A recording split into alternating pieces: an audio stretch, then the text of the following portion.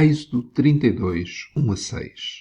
Mas, vendo o povo que Moisés tardava em descer do monte, ajuntou-se o povo a Arão e disseram-lhe: Levanta-te, faze-nos deuses que vão adiante de nós. Porque, quanto a este Moisés, este homem que nos tirou da terra do Egito, não sabemos o que lhe sucedeu. E Arão lhes disse: Arrancai os pendentes de ouro que estão nas orelhas das vossas mulheres e dos vossos filhos e das vossas filhas e trazei-mos. Então todo o povo arrancou os pendentes de ouro que estavam nas suas orelhas e os trouxeram a Arão. E ele os tomou nas suas mãos e formou o ouro com um buril e fez dele um bezerro de fundição. Então disseram: Estes são os teus deuses, ó Israel, que te tiraram da terra do Egito. E Arão, vendo isto, edificou um altar diante dele. E Arão apregoou e disse: Amanhã será festa ao Senhor. E no dia seguinte madrugaram e ofereceram holocaustos e trouxeram ofertas pacíficas. E o povo assentou-se a comer e a beber, depois levantaram-se a folgar. Moisés tinha subido ao monte de Sinai e tardava em descer. E isso fez com que o povo criasse para si deuses, ou um deus, um bezerro de fundição.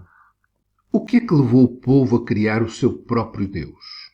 O que é que levou o povo a ter uma visão própria de Deus, do Senhor? Porque Arão disse, amanhã será festa ao Senhor.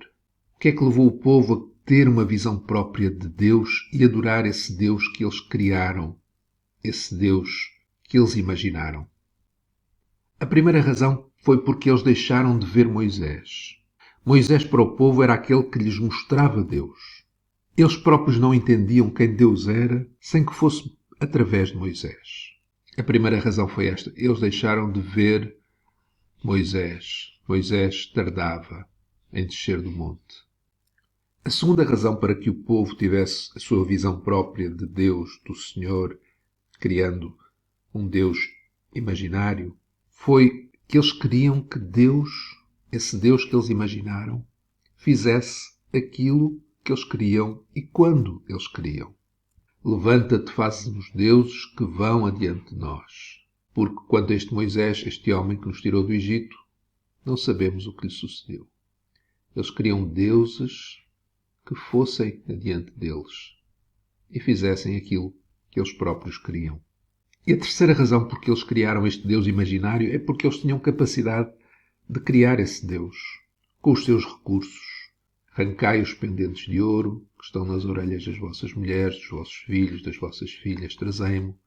O povo arrancou os pendentes de ouro, trouxeram a Arão, ele tomou em suas mãos e formou ouro com buril e fez dele um bezerro de fundição. Eles pegaram nos recursos que o próprio Deus lhes tinha dado, o Deus verdadeiro, e criaram um Deus falso, um Deus imaginário.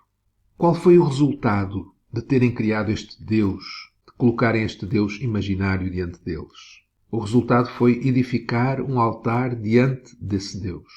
Arão, vendo isto, edificou um altar diante dele. E Arão apregou e disse, amanhã será festa ao Senhor. E no dia seguinte madrugaram e ofereceram holocaustos e trouxeram ofertas pacíficas.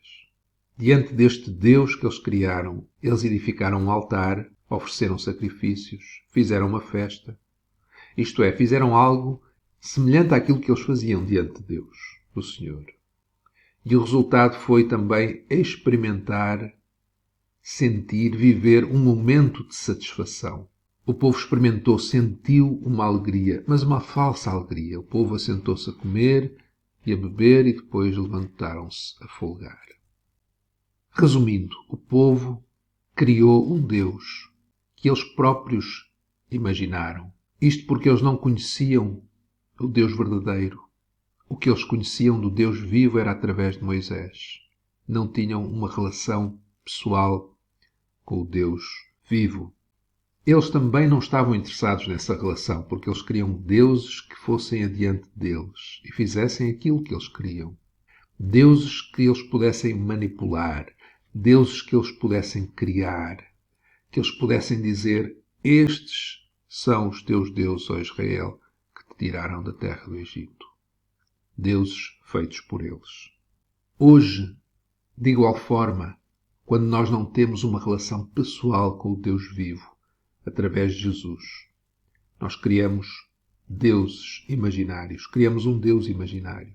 Pode ter até o nome de Jesus, mas é um Deus que não nos confronta, que não confronta o nosso pecado.